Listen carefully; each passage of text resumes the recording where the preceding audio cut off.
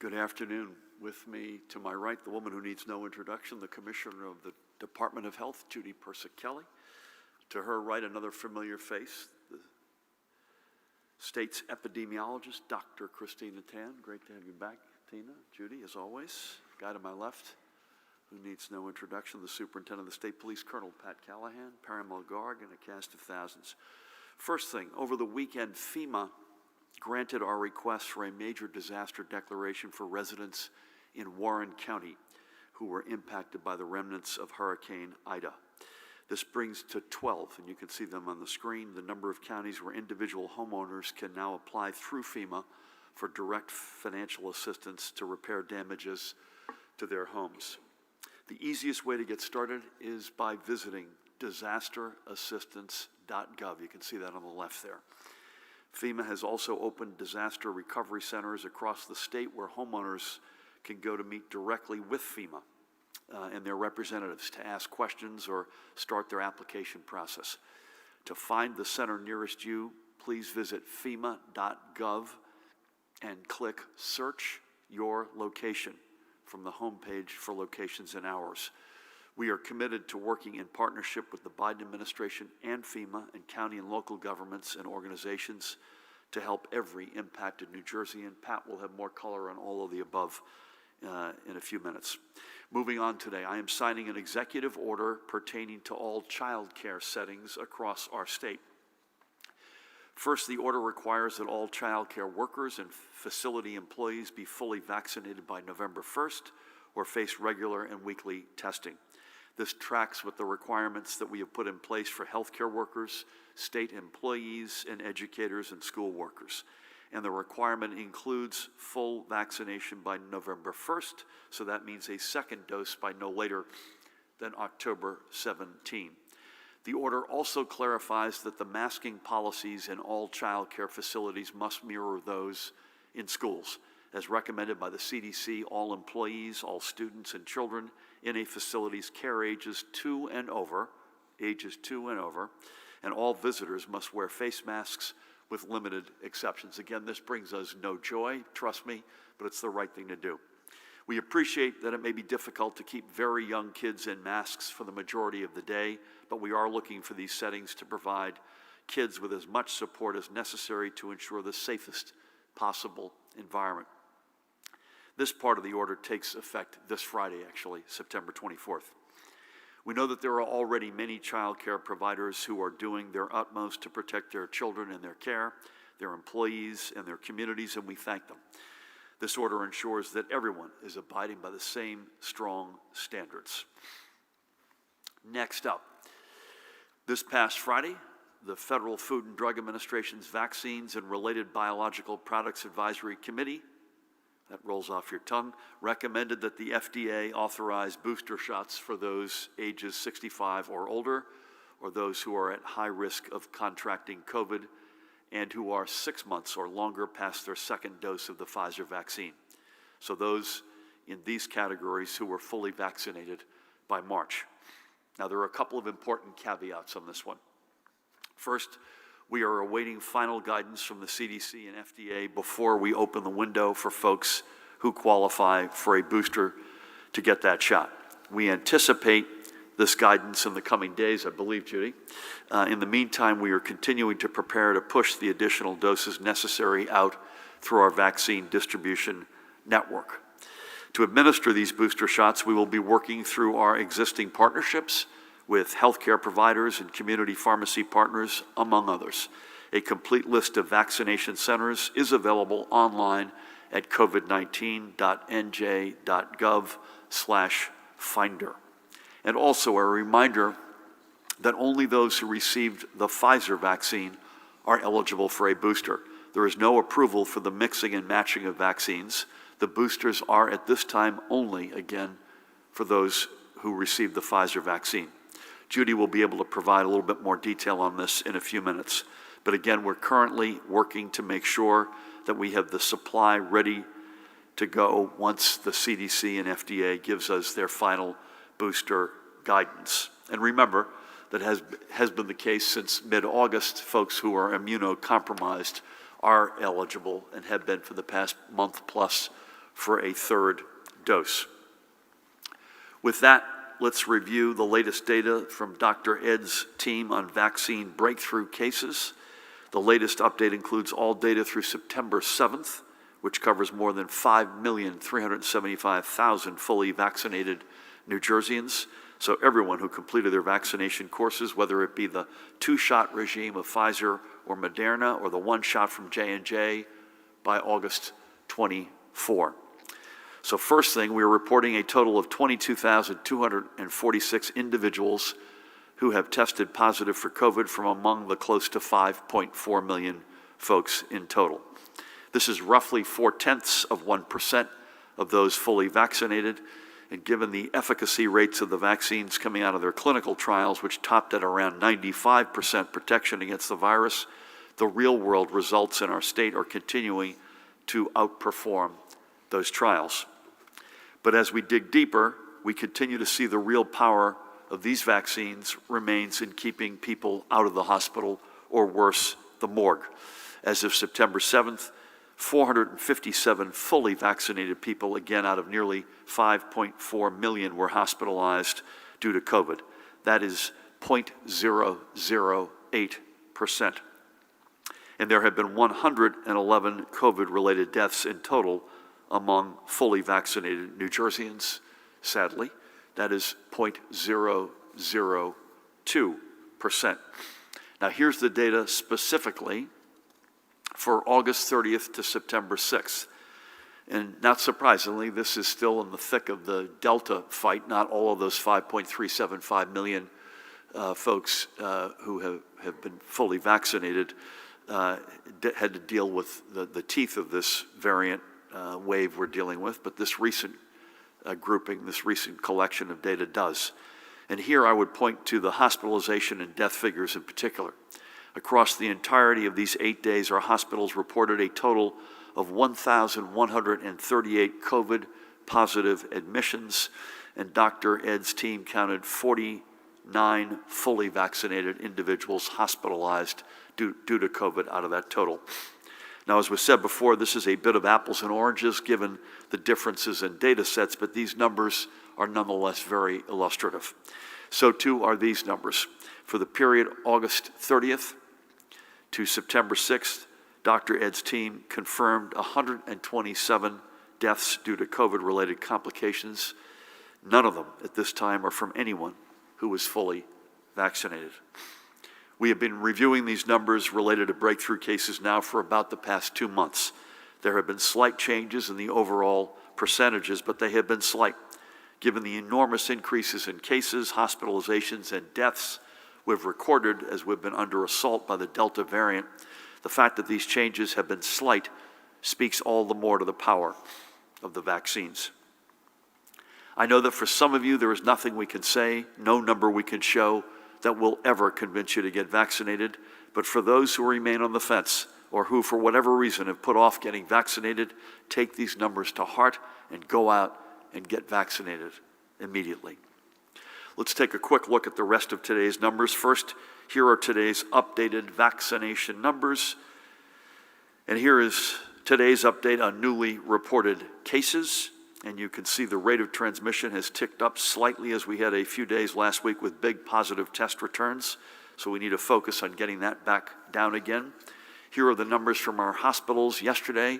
We continue to see, Judy, a general leveling in our hospitalizations, but again, we have to start seeing these numbers decrease before we can feel we've exited this phase of the pandemic. And moreover, think of the tremendous healthcare workers who have been on the job since the pandemic started. You may not like wearing a mask. How about dealing with a pandemic for 18 months straight? So when you gripe about masking or vaccination, you're really showing you only care about you. The rest of us who have taken this seriously, who continue to take personal responsibility and precautions, who have gotten vaccinated, we are showing respect for our entire statewide family, including for the tremendous healthcare workers who have been on the front lines for far, far, far too long. And the reality is that the overwhelming number of those they are treating are in that first category, folks who are simply putting themselves before their families and communities. And sadly, here are the latest numbers of confirmed deaths. God bless them all. I believe all but one of those are in September, Judy, to the best of my recollection. And again, knowing the numbers we're seeing from the fully vaccinated, it is safe to assume that these are largely, if not exclusively, folks who are not fully vaccinated. A COVID-related death is a preventable death, and it is as simple as that. Now, as we do every day that we're together, let's honor the lives of those who have lost. Let's start here. On January 3rd, this guy, Bound Brook, lost one of its leading lights, 93-year-old John Becce Jr.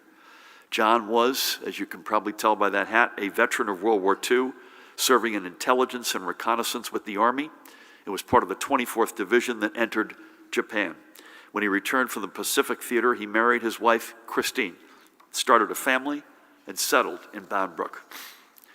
Professionally, John was a masonry contractor, and he worked at the site of many of the buildings constructed in Bound Brook, including his own home. He also gave back to the community as a volunteer fireman, member of the American Legion Post 63, and president of the PTA, and through St. Joseph's Catholic Church, where he was a parishioner, among many other activities. John and Christine would have this month celebrated their 73rd wedding anniversary. John left Chris behind, along with his daughters Jean and her husband Dwight, and Carol and her husband Ed, and I had the great honor last Wednesday of speaking with both Jean and Carol. He also left behind 4 grandsons, Brooks, Kyle, Shane, and Reese, and their spouses, and 8 great-grandchildren, Mason, Capriana, Essex, Braxton, Carter, Sienna, Colton, and Emma. He's also survived by his sister, Gloria. We thank John for his service to our nation and to his community, and may God bless and watch over his memory and his family. Next, we'll move just a couple of towns over to Millstone Township, which was home to Richard Corvasi. And Richard was only 64 years old when he passed from COVID on January 5th. Born in Leicester, England, Richard grew up in Hazlitt, earned a degree in accounting from Trenton State College, now the College of New Jersey, and an MBA from Monmouth University. As a teenager, he took a job with Wakefern Foods, collecting shopping carts from the parking lot. 42 years later, and 2 college degrees later, he was still with Wakefern, but now as the corporate director of finance. What a story. Outside from work, he was an avid golfer and a New York Yankees fanatic who loved few things more than going to a few games a season with friends and trying to evade the TV cameras so his wife would not see how much that he was there, or at least what ballpark food he was eating. Richard is survived by his wife, April, and I reached out to her last week along with his 3 children, Michael, Lauren, Eric. I had the great honor of speaking with Michael and Lauren and their spouses, his grandchildren, Isabella, Brady, August, and Gemma, and his stepchildren, Eddie and Lauren. He also left behind his father, Anthony Sr. Please keep him in your prayers, and his brothers, Anthony Jr. and Robert, and many nieces and nephews.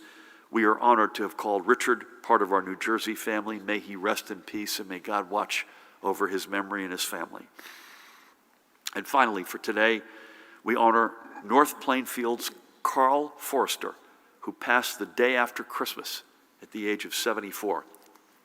A native of Plainfield, Carl earned a law degree and embarked on a 35-year career with the Veterans Administration in Newark, retiring in 2008 as a case adjudicator and appeals board member. As committed as he was to our veterans, he was just as committed to the youth in Union County, giving a total of 61 of those years to the Boy Scouts, both as a scout himself and as the longtime scoutmaster of Plainfield's Troop 5. For his service, he was duly awarded numerous district and national scouting honors and awards. A man of faith, Carl was also an active member of the United Presbyterian Church of Plainfield, serving as a deacon in multiple church leadership positions and on numerous church boards. Helen left behind his wife, Ellen, with whom I had the great honor of speaking last Wednesday, his children, son Chuck and daughter Leslie, and her husband Bill, along with his grandchildren William and Allison. He's also survived by his brother Robert, numerous relatives-in-law, and multiple nieces and nephews and friends. Helen wanted me to say, above all, that Carl was a man of humility. She wanted me to make sure I made that point, that he was humble. May God bless and watch over Carl and his family, and we thank him for a life of service. 3 more noteworthy lives from among the now more than 27,000 we have lost from our New Jersey family, and as always, we honor them all. Now, before I close, I want to give a quick shout out to that woman, Dr. Catherine Golfanopoulos, the owner of Paramus' AG Psychotherapy and Counseling Services. We know how hard this pandemic has been on the mental health of so many of our fellow New Jerseyans, and throughout this past 18 months, Dr. Catherine and her team have been there to help their individuals and families through these uncertain times, just as they have been there for many others across Bergen County living with challenges in their own lives. Thankfully, Dr. Golfanopoulos partnered with the New Jersey Economic Development Authority to receive an emergency small business grant that allowed her to keep her doors open and phones and internet connected so she and her team could stay connected with their community. I had the great honor last Thursday of catching up with Dr. Golfanopoulos and to thank her for her continued support for those who have needed her and her team's help to keep moving forward in their lives. We are extraordinarily grateful for all they have done and continue to do. By the way, the rare business that has no website, but they have a phone number, and here's the phone number. Main line is 201-291-4100, 201-291-4100. And with all that being said, please help me welcome the woman who needs no introduction, the Commissioner of the Department of Health, Judy Persichilli. Thank you, Governor, and good afternoon. The FDA's Vaccine and Related Biologic Products Advisory Committee met on Friday to consider the approval of a Pfizer booster. After reviewing the data presented, the panel unanimously recommended an emergency use authorization to provide for a Pfizer booster dose at 6 months after the primary series to Pfizer vaccine recipients who are 65 years or older or at high risk for severe COVID-19. The CDC's Advisory Committee on Immunization Practices, ACIP, will meet on September 22nd and September 23rd to offer further recommendations on the usage of Pfizer in this population. Following the issuance of ACIP's recommendation, the next step is for the CDC to accept those recommendations. The department will direct vaccination partners in the state to begin administering booster doses once ACIP and CDC provide further guidance. We will provide updates to the public once eligibility guidance is available. As we continue planning for the Pfizer booster, we are including the homebound population in these efforts. While many of the homebound received either J&J or Moderna vaccine, they will continue to be served by the provider who administered their initial series. Individuals can reach out directly to their local health department or complete the intake form available on COVID-19 Info Hub for homebound persons. To find the intake form, visit covid19.nj.gov/homeboundvax. And for assistance completing the survey by phone, please call NJ COVID-19 Vaccine Call Center at 1-855-568-0545. In the meantime, we will continue our efforts to vaccinate as many individuals as possible, especially 12 to 17-year-olds, and also to remind people to get their second dose to ensure greater protection. As of today, 59% of the 12 to 17-year-olds in our state have received at least one dose.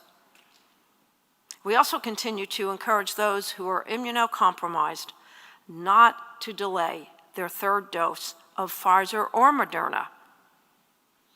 You can find a vaccination site at covid19.nj.gov/finder or by calling, again, 1-855-568-0545. So if you are immunocompromised, you can get a third dose. Moving on to my daily report, as the governor shared, our hospitals reported 1,137 hospitalizations of COVID-positive patients and PUIs. 57% of COVID patients in ICU today are on ventilators. That's one of the highest percentages that we've had. Fortunately, there are no new reports of multisystem inflammatory syndrome in children. Our cumulative cases remain at 133. At the state veterans homes, there are 2 new positive resident cases among residents of the Vineland home since our last briefing, and at our psychiatric hospitals, there's 1 new case among a patient at Ann Klein.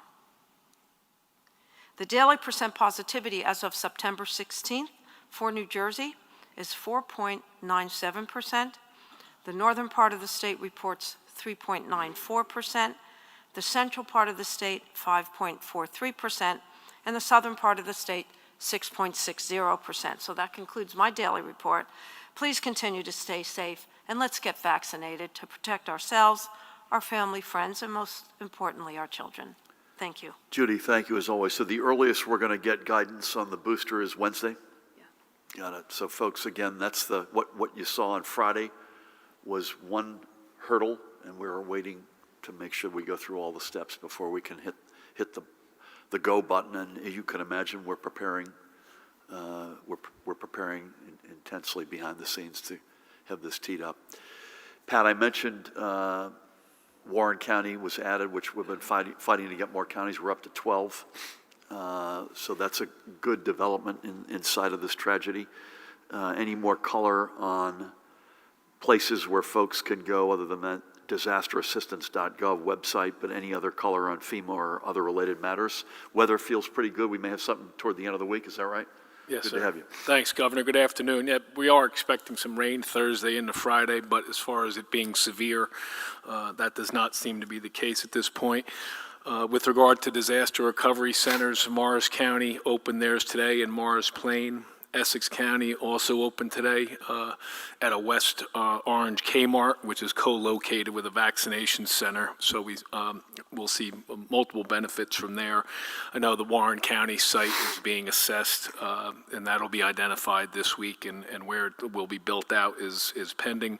There are 2 small business association sites, recovery centers open, one in Gloucester, one in Bergen. There will also be one in Somerset that opened up today, actually.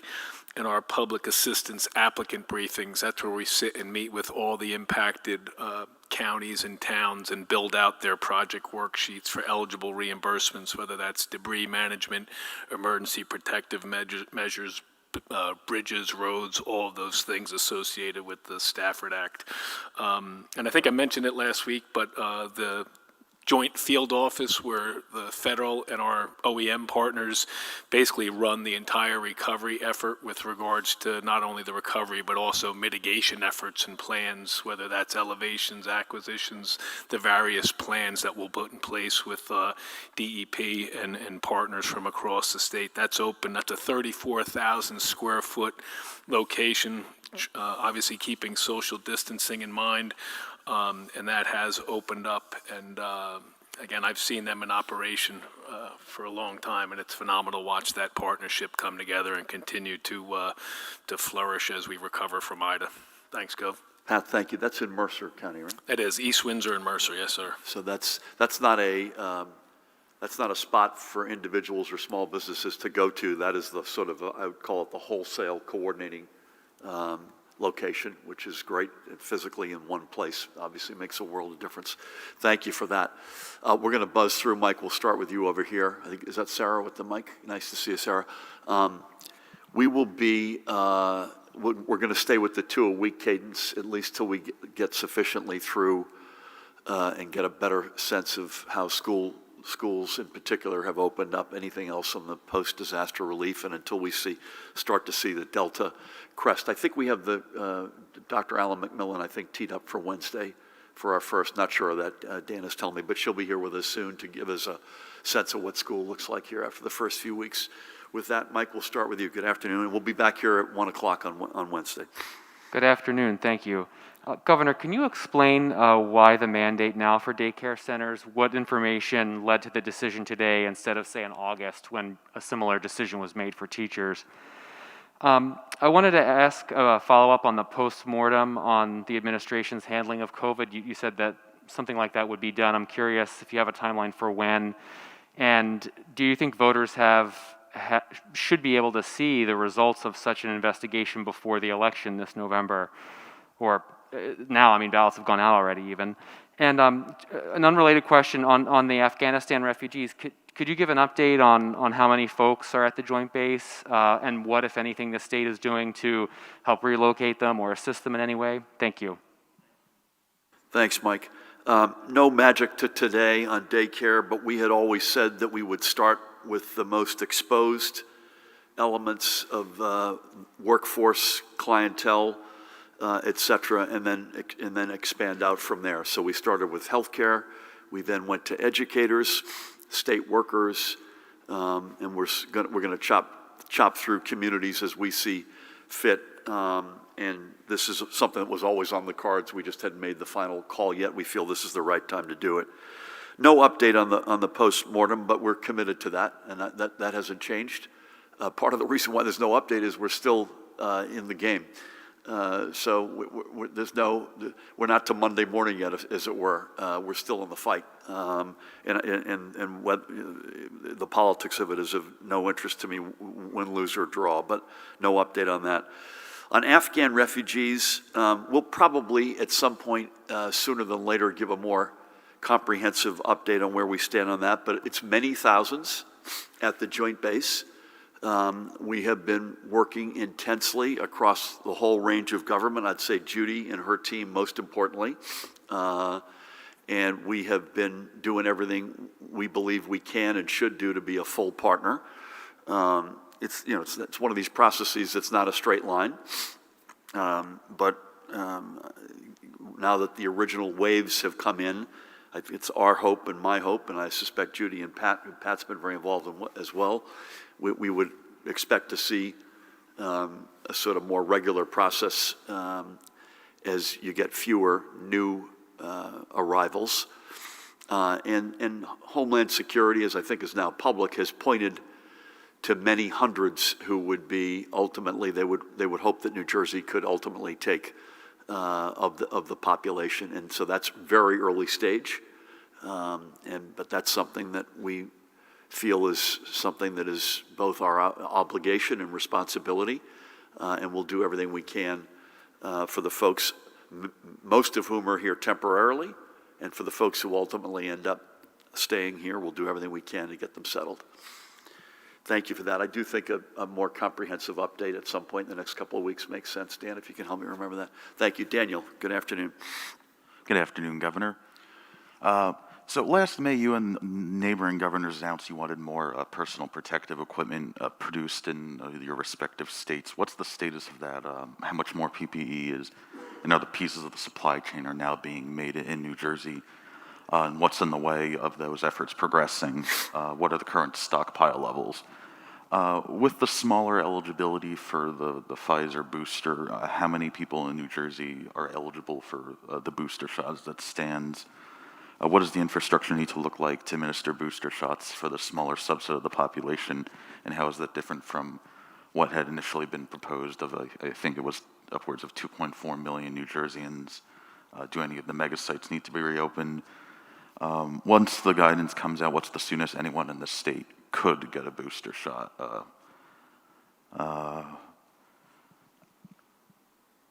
Anecdotally, there's been reports around the country of people like lying to get a booster shot, saying, I guess, making up something so that they can get it. Is anything like that happened here? Do you advise against people doing that? That's it. Okay, thank you. I don't have a PP update in terms of what's being produced or the stockpiles, but we can come back on that one. Let's do that. And we'll come back to you, Daniel, on that.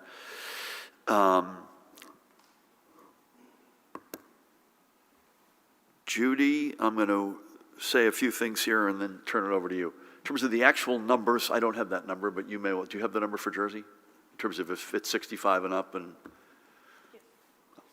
No time like the present. 65 plus individuals that received Pfizer would be about 430,000. If you look at high-risk individuals, if they move it to 16 to 64 with underlying conditions, we're making an assumption that healthcare workers, might be considered in that high-risk group, and that's just an assumption. It could be as many as 1.1 million immediately eligible. We think it's going to be somewhat lower than that, but we're planning for the higher number, and it'll be a combination of existing outlets, strong, active county sites, and probably one mega site to begin with, and then adding as we add more individuals. Does the 1.1 include the seniors? So it's Yes. the 400,000 plus? That's the four, yes, it Yep. does. It's all in 1.1. So you answered Daniel's other questions as well, except for when. The when would be once we get the final go-ahead, it will be immediately. Yeah. So it'll be immediately after the last go-ahead. Are there people lying to get either to get the third shot now or ultimately the booster? I'm sure there are some folks out there, yes. But two things. One is overwhelmingly no, and that's Jersey. People are doing the right thing and behaving responsibly. And secondly, at every step in the vaccination process, and I give Judy and her team and Pat a lot of credit here, when faced with the alternative to have more layers of bureaucracy and proof and all that versus just get the shots in the arms, they've taken door number 2, and that's what we're going to continue to do. Thank you. Joey, is that you? Yes. Okay, how are you? Doing good. How are you? I'm good, thanks. What do you got? So you all have been talking a lot about the eventuality of booster shots for 65 plus and high risk individuals, but it also seems like relatively soon there might be shot eligibility for 5 to 11-year-olds. I was just wondering about your planning for that, potential mandates in schools, how that will intersect with the booster shot program, all those kinds of questions.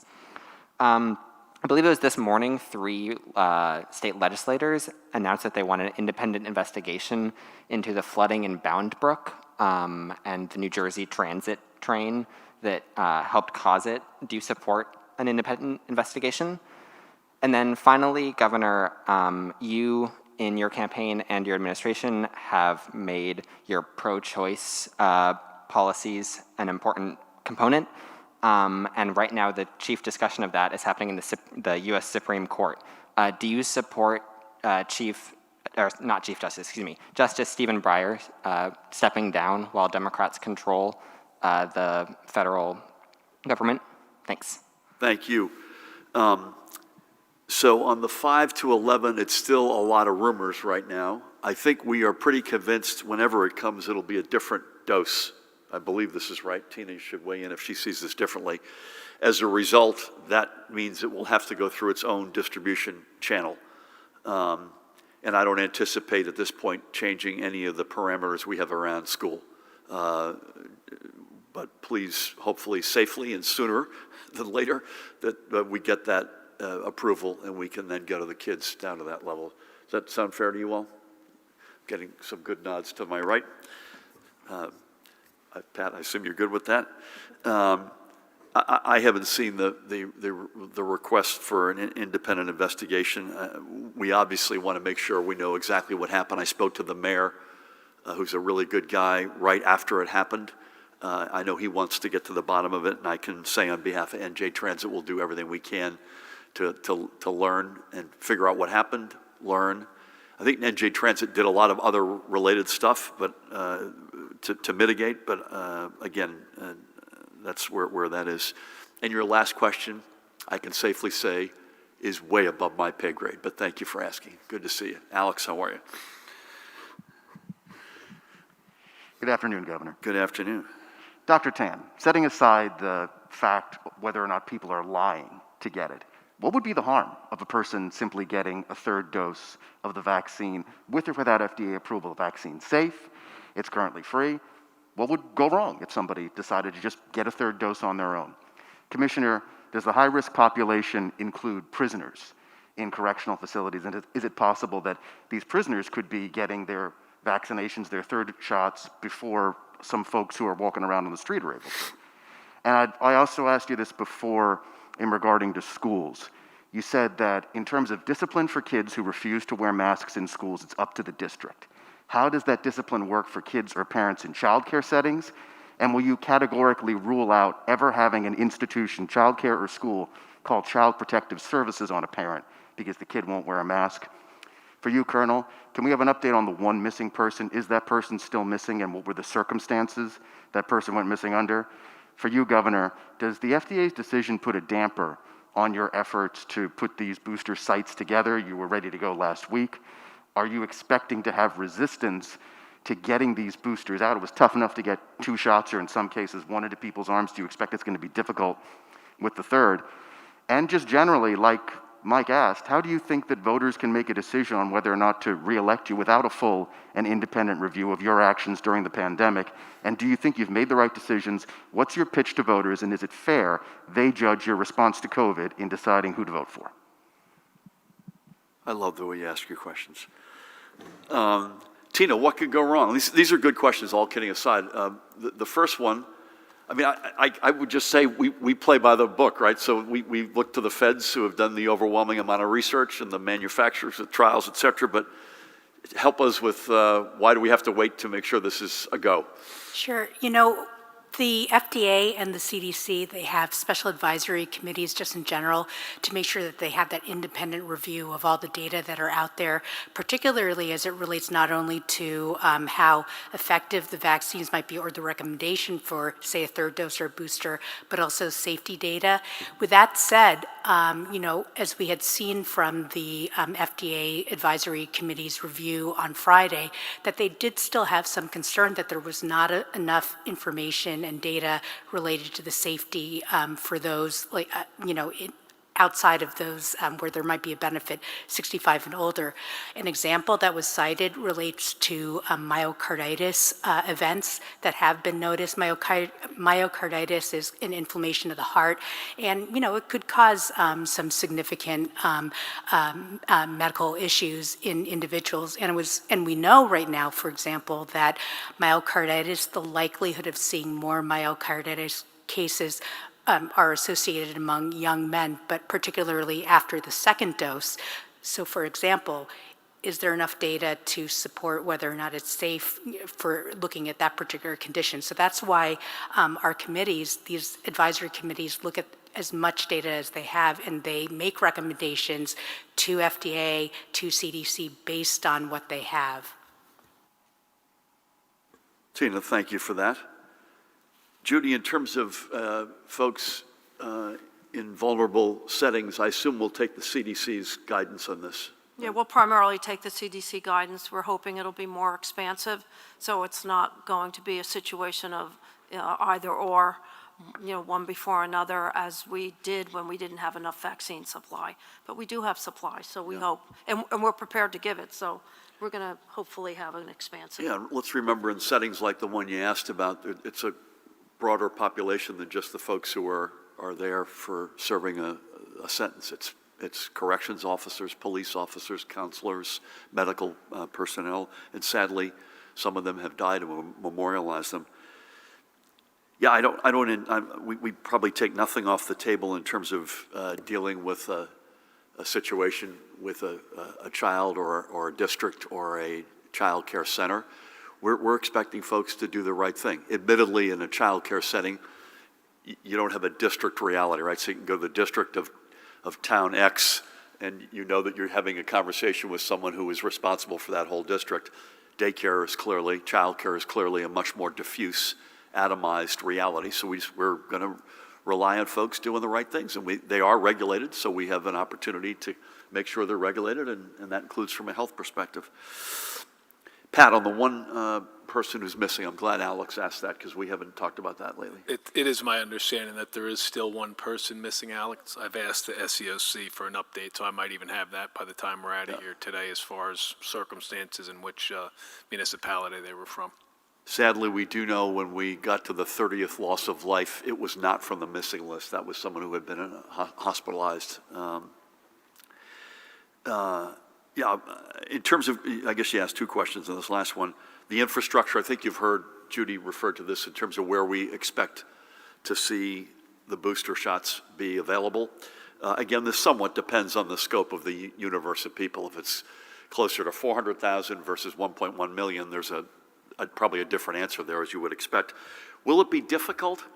I think the fact of the matter is that you're already by definition dealing with a universe that's vaccinated.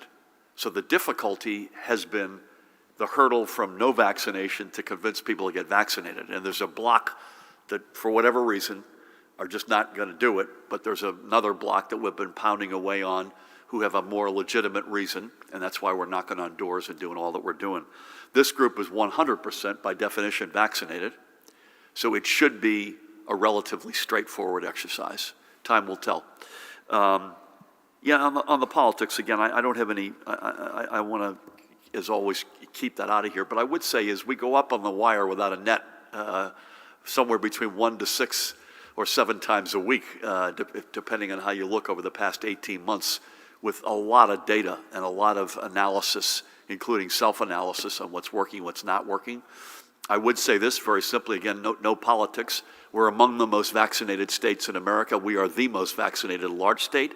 And right now in our ICU beds, we have the smallest percentage of COVID patients of any state in America. Those are 2 facts, and we'll just leave it at that. Good afternoon. Good afternoon, Governor. Governor Murphy, will you mandate vaccines for children 5 and up once the FDA grants full approval? I think we've already addressed that. The answer is we're going to deal with that population the same that we've dealt with other communities. All right. For the Health Commissioner, how many children are currently hospitalized with COVID, and what percentage of all new cases over the last few weeks are pediatric cases? Several districts have already closed schools or quarantined entire classrooms due to COVID outbreaks, but some say guidance isn't clear on what constitutes in-school transmission and what it might be, and that it might be more prevalent than reported. When should a classroom or a school close its doors? And when will you share more detailed information about those school outbreaks on the dashboard? Back to the Governor. Has your office been in touch with the Biden administration about the number of Afghan evacuees that New Jersey resettlement agencies will help find homes for here? And finally, what is the state doing to protect IDA victims from price gouging and contractor fraud as they try to recover? So the first one we answered, COVID kids, as I recall, 24 pediatric cases right now, Judy? Does that sound right? 22. And any color on, I know we'll have Angelica sometime sooner than later, but from your perspective, a health perspective, how do you answer that question of what's the level of certainty that it was an in-school transmission from an out-of-school transmission? And Tina should weigh here on this. When should therefore that school, that classroom, take the step to close? Tina? So in-school transmission, we have certain definition and criteria that we utilize to define what an in-school transmission is. And so that's basically when you have, we define an outbreak, an in-school transmission outbreak to be 3 or more epidemiologically linked cases where, you don't have any household contacts among them, and that there might be some, common activity or contact among these. Certainly, we do recognize that there might be sporadic cases, one-off cases in schools that might not, that might just exist, on its own. You might have a classroom, where you have a individual who might have traveled recently and come back to school, for example, one individual, but there's no additional transmission within the school.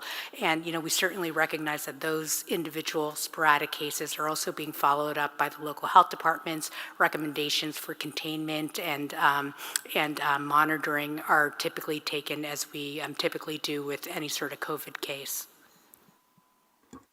Judy, anything you want to add, or are you good? Thank you, Tina.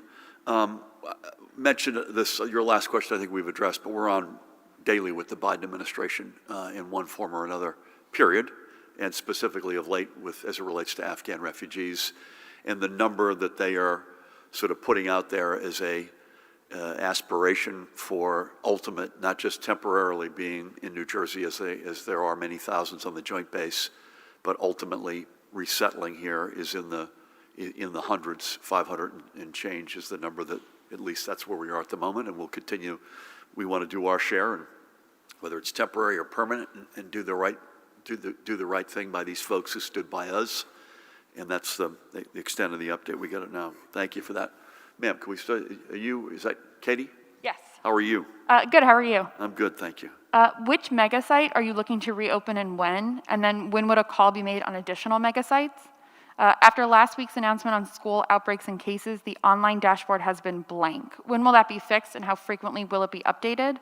And will those updates include the list of schools who have had to go virtual because of COVID and specific information about the number of cases or quarantines related to school outbreaks?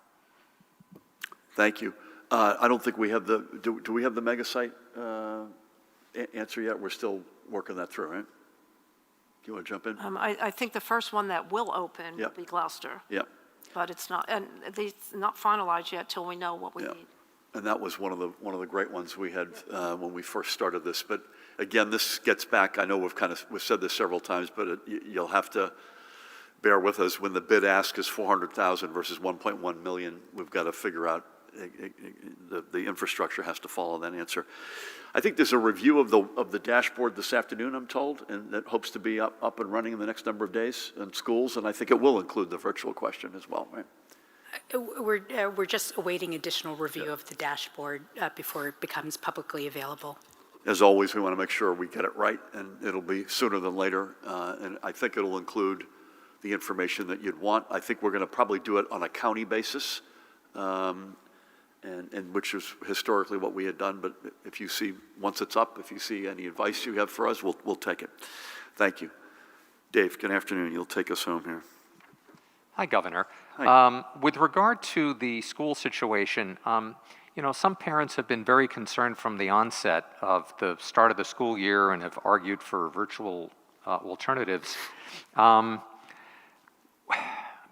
Would it make sense to think about offering a virtual alternative separate from just each individual school figuring out their own plan, to have a more planned out overview of this situation so that if a school has to close, you know, they can deal with it?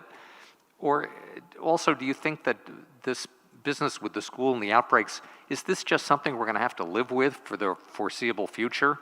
Because who knows how long Delta, and then, you know, what comes after Delta, we don't know. With regard to the booster shot plan, will all of the locations, the dispensing locations that are currently in existence, be offering the booster shots? I think, you know, Governor, you've said a couple of times it's more than 1,500 right now. And would we anticipate that there would be appointments needed? Would these be walk-in centers? How do we think this is going to pan out? And Pfizer, as was mentioned, I believe, with the 5 to 11-year-olds, they're arguing now and have put forth their review and analysis that the the vaccine is safe for these age group children. How much of a difference do we think having children ages 5 to 11 getting vaccinated, how much of a difference can that make? And then finally, with regard to the child care settings, any of us who have had kids, especially remembering when they were about 2 years old, we know that it's not very easy necessarily to convince a 2-year-old to do anything. It isn't when they're 20 either. That's also true, yes. Different type of problem, though. But specifically, you know, with the 2-year-olds, I know girls tend to be more mature than boys, especially early on. You know, just to think of 2-year-olds, you know, keep your mask on, that's going to be next to impossible in many situations, I would think. Realistically speaking, how are we going to deal with this? You know, I know you had said, Governor, we're counting on the parents to do the right thing, but in reality, this is going to be a problem, I would think. Thank you. Thank you, Dave. Before we jump into your questions, Pat, anything on the missing person question? I do. Alex has? Technically, Alex, the state medical examiner office is still tracking one. That was a person reported in Nutley. Nutley police has declared that as unfounded because it was based upon a witness statement. So we will have an official answer for you, but at this juncture, it sounds like it's tracking in a good direction, and that that report was unfounded, meaning that we probably most likely will have no further missing persons, and I'll get that to you as soon as I have it. Thanks, Governor. Thanks, Pat. I'd say your first question, two answers. One is, if this whole thing goes south on us in a big way, obviously the answer I'm about to give you we have to leave it on the table as an option to adjust the answer. But assuming we believe that we can achieve the safe setting for kids, educators, staff, and we believe the package we put forward can achieve that, the option of learning loss associated with virtual learning is not an acceptable option. We have got to, assuming we can be safe, we've got to keep kids physically in person. And I'll give a non-medical, non-scientific answer. Is this something we're going to have to live with for the foreseeable future? I think the answer is yes. I think the answer has to be yes. Just as we've discussed, different question, but just as we've discussed, Ed Lifshitz was with us several months ago, and we had that discussion on what a bad flu season looks like versus the rate of mortality associated with this, and it looked like it was trending toward that level. It's now significantly above that, but that is a different way of saying I think this is going to be with us. That's my opinion. I don't know how you all. To be determined on where you get the booster. We have 6. I just checked it. I've got 1,658 locations right now. Not all of them are offering Pfizer. That's going to be one big bright line. So it's Pfizer only. You had to your first shots had to be Pfizer. The booster will be approved presumably for Pfizer. So if you could bear with us on that one, but that will be a bright line, I would think, Judy. Right? How much safer will we be if 5 to 11-year-olds? I would think it's a big step. I would think, right? I mean, we're still pounding away on getting the 12 to 17-year-olds at a higher hit rate. They continue to lag the state, but in fairness, they started later. They weren't approved at the same time, so that's to be expected. But it's got to be a big, incremental step in the right direction in terms of safety, I would think. I don't know. Again, I'm practicing without a license here, but so far I'm getting some good nods. I think you've said it right on child care settings and 2-year-olds. We're going to just, there's some amount of habit that's already developed because these kids are used to seeing, if they've got any muscle memory, they've been seeing mom and dad and maybe their older brother or sister wearing masks. So it's not entirely from a standing start. I mentioned that a lot of these child care centers are already doing best practices, which is great. And it's going to be, we're going to have to do our best in here. I think all the premise of your question stands. And again, I think there's a habit that's sort of in our midst that, God willing, these kids are a part of. They see it, they internalize it, and that we can bat at a better batting average than we otherwise would have if we were starting from a standing start. You all good with that? Okay, I'm continue to get nods. So thank you. Judy, Tina, as always, Pat, Paramel, Dan, Sarah, cast of thousands. We'll be, again, back with you live here, unless you hear otherwise, at 1 o'clock on Wednesday. And if we have anything either changed to that or anything that we need to get to you in between now and then, we'll go virtual or electronic or in some other format. I just would say let's all continue what you've done by the millions. Let's continue to do the right thing here. Please, please, please get vaccinated. Look to any guidance we set out about booster shots, possibly before we gather on Wednesday. I don't know what time they're meeting that day, but my gut tells me they're more later in the day usually, so we'll probably have to bear with each other. Get vaccinated, continue to do the right thing, and to each and every one of you who are doing all of the above, we can't thank you enough. God bless.